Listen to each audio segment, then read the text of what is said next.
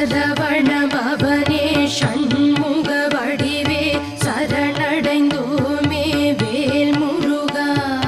கரங்கள் குவித்து உன்னடி பணிய காத்திடுவாயே வேல் முருகா. நிரந்தரமான உனதருள் வேண்டி நினைப்போம் உன்னை வேல் முருகா. பரமன் மகனே பன்னிரு கரனே பணிந்து